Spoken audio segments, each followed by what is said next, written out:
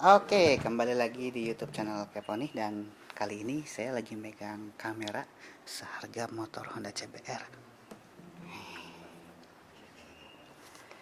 Ini adalah Nikon, tepatnya Nikon D800. Harganya body only sekitar 30 something juta. Dan untuk yang sudah lengkap seperti ini, body dengan vertical grip, dengan lensa, mungkin ini harganya ya bisa buat, ya nggak bro? Oke. Nah, Nikon D800 ini adalah merupakan sebuah kamera full frame atau kamera FX. Jadi artinya kalau kita buka di sini, walaupun mountingnya kecil, tapi si lensa ini, si mounting ini dia adalah mounting full frame. Artinya diagonal sensornya itu 35 mm atau 1:1 dengan diagonal eh, film analog. Nah, berhubung saya biasa pakai Canon dan baru kali ini pegang Nikon, ini ada sedikit learning curve yang agak berbeda. Yang pertama adalah semua di Nikon itu arahnya terbalik. Artinya, kalau di Canon kita biasa muter ke kanan ya. Kalau di Nikon itu kebalikannya. Misalnya, kalau di Canon itu yang paling wide di lensa itu posisinya sebelah kiri. Jadi kayak lensa 1855, 18-nya di yang kiri. Kalau ini kebalikannya. Ini tuh lensa 2470, tapi 70-nya yang di kiri. 24-nya yang di kanan. Jadi kalau biasa pakai Canon, paling lebar itu pentokin ke kanan berarti ya, biar angkanya di kiri. Sedangkan kalau pakai Nikon, justru malah itu yang paling ngezoom. Nikon D800 ini juga dilengkapi dengan flash internal untuk membantu melakukan pemotretan di malam hari ataupun di dalam ruangan yang kurang cahaya. Lalu di bagian atas terdapat tombol on off dan lampu untuk LCD kecil, tombol mode, record untuk video dan exposure adjustment. Lalu di sebelahnya ada untuk mode pemotretan di mana S itu single frame, CL continuous slow, CH continuous high speed, Q itu untuk silent, ada timer juga, dan MUP itu mirror up. Jack yang diberikan di samping juga cukup lengkap, dimulai dari jack mic input untuk menyambungkan eksternal mic, lalu ada USB 3, ada HDMI, dan yang menarik di sini ada jack untuk headset, jadi kita bisa mendengarkan audio ketika kita merekam video. Lalu di depan kita bisa menemukan tombol untuk membuka putaran mode shooting di sebelah tulisan D800. Lalu di bawahnya ada flashing, di bawahnya lagi ada untuk kabel shutter release. Sebelahnya ada untuk membuka flash internal dan untuk flash compensation. Ada untuk buka lensa, dan terakhir ada untuk auto fokus atau manual fokus dari lensa. Di dekat viewfinder terdapat switch untuk membuka menutup curtain viewfinder. Dan di sebelahnya ada switch untuk metering mode, ada tombol focus lock, exposure lock, focus on, D-pad untuk akses ke menu. Lalu di bawahnya ada pemilihan untuk live view, mode foto, mode video, dan tombol info. Dan kamera ini bisa menggunakan CF dan SD card sekaligus. Sedangkan tombol yang di sebelah kiri LCD ada tombol menu, tombol lock, tombol zoom in dan zoom out ketika melakukan preview, dan tombol OK. Di depan ada lampu yang membantu fokus dalam kondisi kurang cahaya, tetapi bisa dimatikan di setting. Terdapat tombol dove preview dan tombol event yang bisa kita atur fungsinya. LCD atas menampilkan informasi yang sangat lengkap sekali.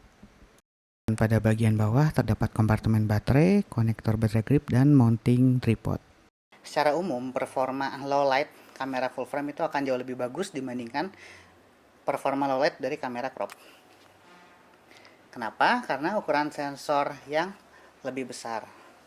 Jadi walaupun secara megapiksel mungkin ini masih kalah dibandingkan dengan kamera yang crop, tapi ukuran per pikselnya itu lebih besar, sehingga noise yang dihasilkan dalam kondisi gelap pun lebih kecil atau lebih sedikit. Kamera dari D800 ini memiliki sensor full frame sebesar 36 megapiksel.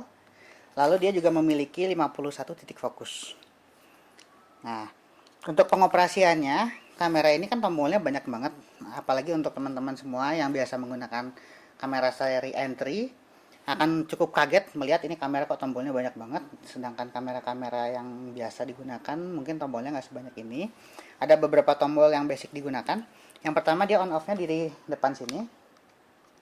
Lalu kalau ditarik sampai full dia untuk menyalakan LCD yang atas.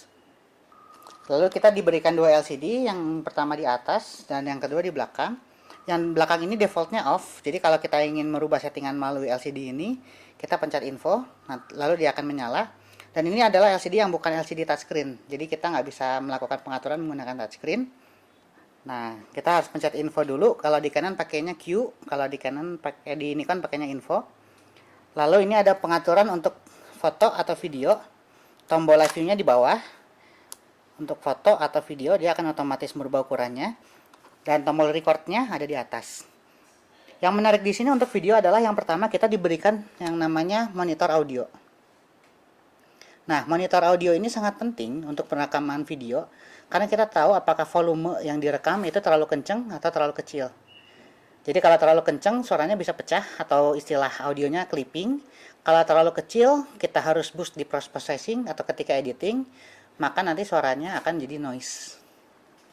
Kamera ini memiliki jangkauan ISO defaultnya ISO 100 sampai ISO 6400, tapi bisa di extend dari ISO 50 sampai ISO 25600. Lalu kamera ini juga memiliki beberapa fungsi lain. Untuk merubah ISO misalnya, ini ada tombol ISO yang di sini. Jadi kita menggunakan modenya manual. Untuk mengganti modenya, ini ditahan tombol mode sambil kita yang di jempol ini diputar. Kita set ke manual. Nah, untuk merubah ISO kita bisa tekan di sini ditahan, lalu yang jempol ini kalau digeser kanan kiri untuk merubah ISO. Kalau yang depan yang digeser dia akan merubah apakah ISO-nya mau otomatis atau kita manual mengikuti yang sudah kita masukin di belakang sini. Ini kamera sudah dilengkapi dengan baterai grip. Kalau aslinya tanpa baterai grip, kamera ini ukurannya cuma segini. Jadi dia ada ketambahan dari baterai grip, makanya dia jadi besar sekali.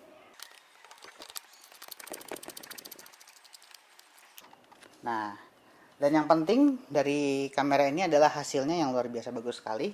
Saya tadi motret di dalam ruangan indoor dengan setup seperti ini. Dan hasilnya yang pertama tajam banget. Yang kedua warnanya juga enak banget, warnanya keluar. Dan yang ketiga itu noise-nya kecil. Tapi ya emang ekspektasi kita dengan kamera yang harganya sampai puluhan juta pasti seperti itu ya. Ini adalah contoh video yang diambil menggunakan kamera Nikon D800 dengan setting Full HD, semuanya auto. Sedangkan untuk file foto JPEG-nya itu ukuran maksimum berkisar antara 8 hingga 20 MB satu fotonya. Oke, kurang lebih seperti itu vlog singkat kita kali ini. Kebetulan lagi megang D800 dari Nikon. Dan jujur sebenarnya saya sangat suka nih menggunakan ini walaupun baru sekali tadi. Biasa pakai Canon, sekarang dicobain pakai Nikon, ternyata sama kok enaknya, sama asiknya. Yang penting kita menggunakannya bisa. Sepertinya sudah mulai lagi acaranya, berarti sampai ketemu lagi di video berikutnya.